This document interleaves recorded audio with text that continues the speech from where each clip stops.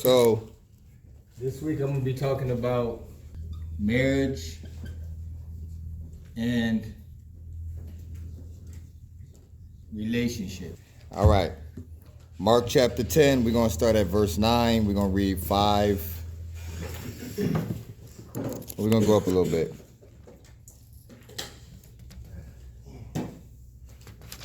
We're going to read 1 through 10. Then Jesus left Capernaum and went down to the region of Judea and into the area east of the Jordan River. Once again, crowds gathered around him, and as usual, he was teaching them. Some Pharisees came and tried to trap him with the question, should a man be allowed to divorce his wife? Jesus answered them with a question, what did Moses say in the law about divorce? Well, he permitted it, they replied. He said a man can give his wife a written notice of divorce and send her away. But Jesus responded, he wrote this commandment only as a concession to your hearts. But God made them male and female from the beginning of creation. This explains why a man leaves his father and mother and is joined to his wife. And the two are united into one. Since they are no longer two but one, let no one split apart what God has joined together. Later, when he was alone with his disciples in the house, they brought up the subject again. He told them, whoever divorces his wife and marries someone else commits adultery against her. And if a woman divorces her husband and marries someone else, she commits adultery. All right. So it sounds like a little bit like what we read. Of course, there is a way to make that right. Let me just say this real quick. Like, according to the Bible, God also got a divorce. So if you subscribe to the Bible, if you subscribe to God or faith, or even if it's just, this is just could be used for wisdom, wherever you are, you could just use this for wisdom. The Bible, Jesus is not communicating that if you get divorced, you can't enter into another marriage, because God himself did that. He gave a bill of divorcement to the people of Israel and divorced them and then married the church. So he himself did that, so it's possible. You're not hopeless. What Jesus is addressing is the religious leaders' standards. He's really addressing their standards, right? So to them, they could just go in and out of marriages like it's nothing. So he was trying to establish a standard for marriage, that it shouldn't be so flimsy that you just go in and out and be unfaithful to the covenants that you're making with people. And the reason why that standard is being enforced because of the mercy of God, right? So God gave the people of Israel divorcement, and he was willing to take them back over and over again. So based on the faithfulness of God, when the people of God remain unfaithful, that's why Jesus is like holding this high standard of being faithful in a marriage. But you're not hopeless. Who had their hand up? Go ahead, Zach, and then Derek. Yeah, that's very interesting. I'll just say this to the group, right? I was thinking about this thought. In the Bible, you got the Pharisees and the Sadducees, right? The Pharisees and the Sadducees. And the Pharisees are usually just cursed for being like the religious people, right? I mean, everybody in the Bible is religious. It's like they're the religious group. But just like you have different denominations in Christianity, or you have in Islam, you have the same thing, right? You have the Shiites, and then you have I can't remember the other ones, but you got different Sunnis, right? You got different factions, right? And you see this in a lot of different religions, things being factioned off and people holding on to what the conviction is important to them. The Pharisees and the Sadducees, they represent two different sides of the spectrum, right? They're different sects of Judaism, but the Pharisees, they were very extreme with their religiosity pertaining to God, right? So like, not only were they strict with the law, they added laws on top of that. So they had the strictest sect of Judaism, the Pharisees. I mean, like when it came to religiosity, they were the strictest. Like they would tell us like, hey, You can't have church service without a light on, right? You can't. Some religions are that strict now. It's like you can't go to the movies because it's dark in there and demons will get you. They would probably be that extreme, right? Maybe you got an aunt or a cousin that's like that extreme and they wear the religion on their sleeve. And then you had the Sadducees, they're on the opposite spectrum. You know, the Sadducees pretty much would be like what we have today. Like some of you may say you're agnostic. You know, it's like, hey, I'm spiritual, like I believe in God, you know, I don't subscribe to a particular religion. They weren't agnostic because technically they're subscribing to Judaism. Y'all okay? Yeah. Okay, so they're technically subscribing to Judaism, but in their theology, they held on to the principles that were in the Bible, but they really didn't believe that God interacted with people. So they don't believe in the resurrection. They don't believe in angels. Basically, they don't really believe, like, they believe God exists. They believe the principles are good for your life, but they don't really lean on a daily interaction with God in them. It's like, I'm just going to, you know, I'm just going to not murder anybody. I'm not going to steal. I'm going to try to live a decent life. You get what I'm saying? They know God exists, but they're not looking like to hear his voice or like for him to interact. I just wanted to say that because like you don't have to be a Pharisee to walk with God, right?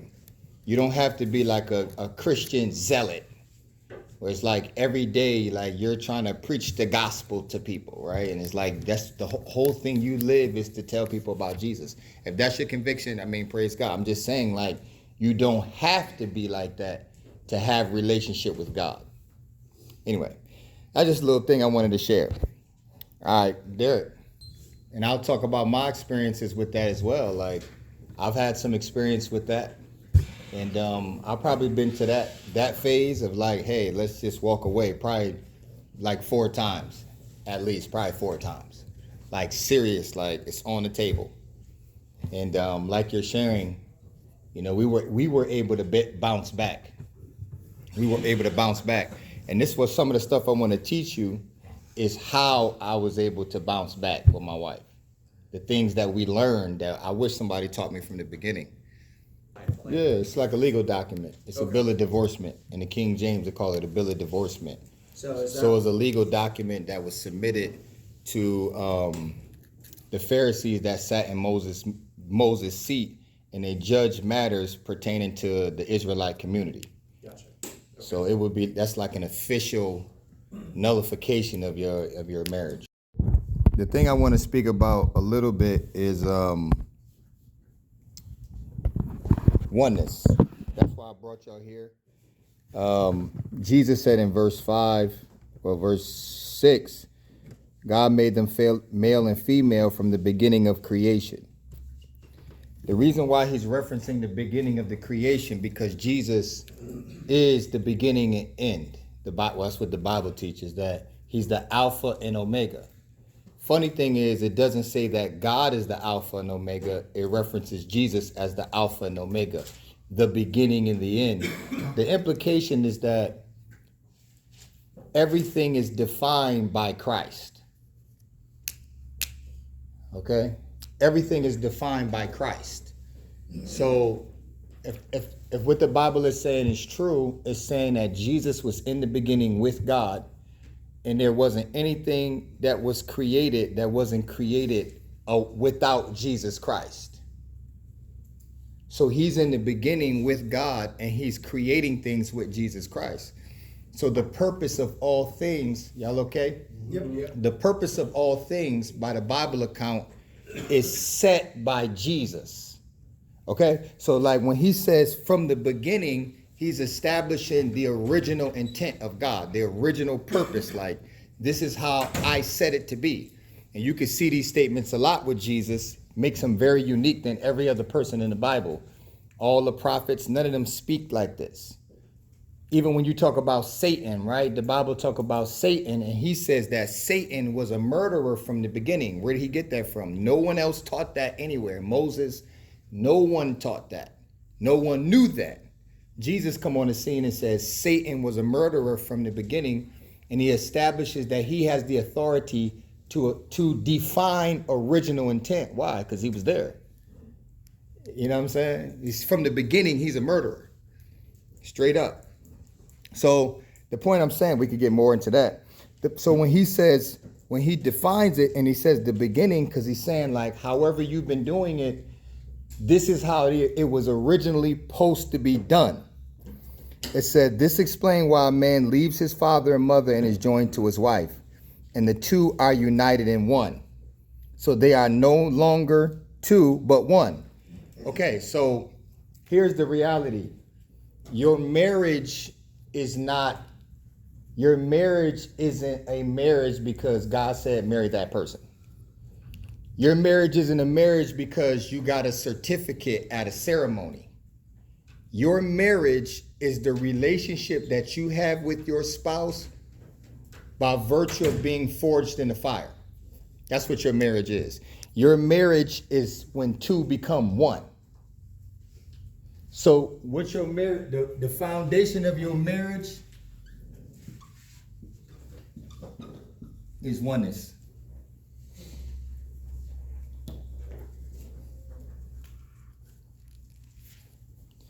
The foundation of your marriage is oneness.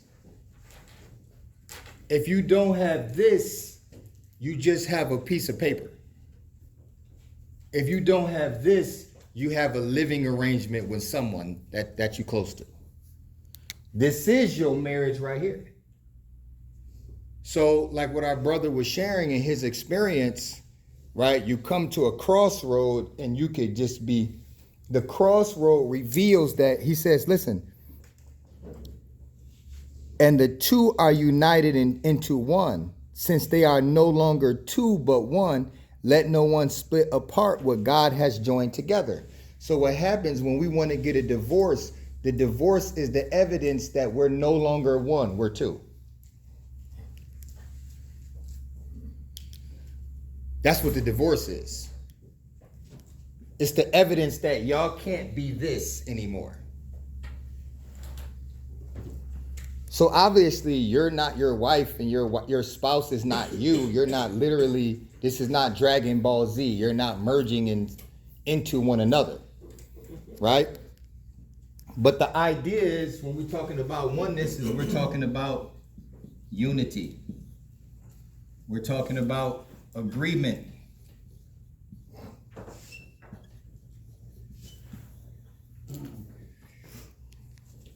All right. One speaks of being united. The basis of your marriage is unity. All right. How would you create unity? By working together. For those of you who are married that have come to those crossroads like our brother, like I have, what you'll find is you're not doing anything together. Like my wife worked third shift. She was a nurse. I worked first shift. I was a supervisor for a construction company. So I would rarely see her. I would get home because I worked all over the tri-state. I had at least an hour drive, right? So we get off at 3:30. I got an hour drive plus traffic from wherever I'm driving from. And I get home, it's almost 5 o'clock. Well, she works 11 o'clock at night, but she likes to go to bed early. So she go to bed at 8. So I come home at 5, she go to bed at 8. We have 3 hours to do chores, handle responsibilities, deal with our 2 children. What time do we have together? 0. You know what I'm saying? It's like, it wasn't intentional, but it got to a point where I slept on the couch all the time. It's because I don't want to go to bed at 7:30. You get what I'm saying? Like I want to stay up. I'm probably gonna play Destiny or watch an NBA basketball game or something. She going to bed at 8, so I'm gonna stay out here. And then I'm still like a kid in this way. Like I don't go to bed intentionally. Like I just fall asleep to the TV. So it just, now we're not even sleeping together. This is unintentional. Now, because by virtue of our schedules, she has a routine, I have a routine. She has a place where she sleeps, I have a place where she has a schedule, I have a schedule. She does things with the kids when she can, I do things with the kids when I can. What are we doing together? Nothing. So we just started drifting apart. Now we can't agree on anything. We can't agree on anything because we've drifted apart and we become two now. We got two separate lives, two separate schedules, two separate like way we handle money, two separate things that we should do with the kids. Like we're not even consulting each other. We're just doing it. One also speaks of agreement. Without agreement, your marriage will fall apart. Well, what about without agreement, your marriage is going to fall apart. Because the purpose of you being married is an agreement. I mean, you got married because she has a nice body and she's a trophy wife. Your marriage is going to fall apart. I mean, she married you because you have money. Your marriage is going to fall apart. There has to be a reason why two people come together. A very simple answer is family, children. So children become a reason why two have to be united in agreement. Because for the most part, successfully, it takes a father and a mother to raise a child. Mother can do it, but it may be a challenge there. The father can do it, but it may be a challenge there. The point is, a child is a reason why two people should come together because they have an assignment, they have something that they need to accomplish that takes two. So your spouse doesn't exist for your will. You just want a wife that's going to cook and clean. She's not created for your will. She's created for God's will. God gave her to you because you have a purpose that requires someone to help you. But when you don't understand that, your unity is either based on you got to do what she say or she got to do what you say.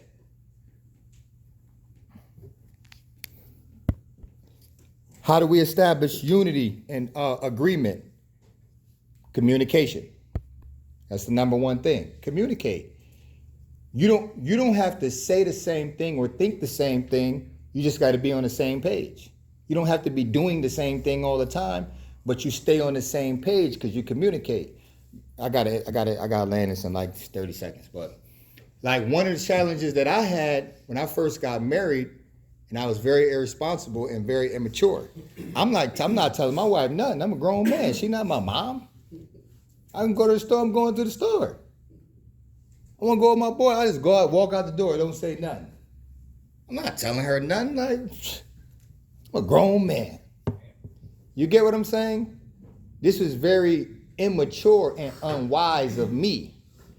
But I learned differently. I was allowing my wife to be attacked and go through mental obsession in a sense by not communicating. She in her mind, where'd he go? Why didn't he say anything? Is he with another girl? She's just going her mind's being tormented. I could easily stop the torment by saying, hey, I'm about to go to the store. I'll be back in 30 minutes. You understand? She's not going to the store with me. She might not even want me to go to the store right now.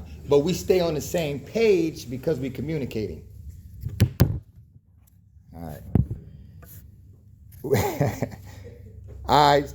The second thing is we establish agreement by making decisions together. So how do you keep agreement? You communicate. What's the other thing? You make decisions together. My wife will always just make the schedule for my kids to go to the doctor. It seemed harmless because it's like, well, that's my part. No, I would feel some type of way. What if I want to go to the doctor? Like, what if I want to be present for my son get his teeth pulled out or something? I have no idea because you made that decision by yourself. I spent this money on this. I spent this money on this. She had no idea. I made that decision by myself. How do you strengthen your agreement? You make decisions together. Hey, what you think about this? Hey, babe, what you think about this? Yeah, I appreciate your advice. Let's do this. I got to close it out. Father God, in Jesus' name.